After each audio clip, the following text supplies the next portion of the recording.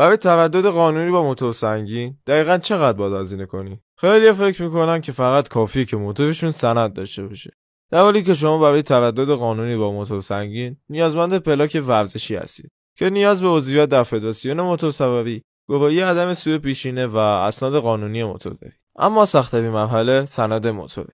اگر سند شما برگ سبز گمرکی یا سند شرکتی نباشه، برای مثال سند مزایده‌ای یا فرمان امام باشه، در بیشتر مواقع فدراسیون اون رو نمیپذیره. یعنی موتور هست، سند هست، اما برای پلاک ورزشی رد صلاحیت میشه. حتی با پلاک ورزشی هم تردد شما محدود به مسیرهای پیست و روزهای مشخصه.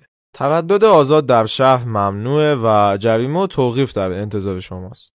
و کل این فرآیند سخت و نفسگیر فقط برای چند ساعت سواری در هفته است. و سوال ما اینه که با وجود تمام این محدودیت‌های سخت و هزینه‌های بالا، آیا هنوزم داشتن موتور سنگین ارزش داره یا نه؟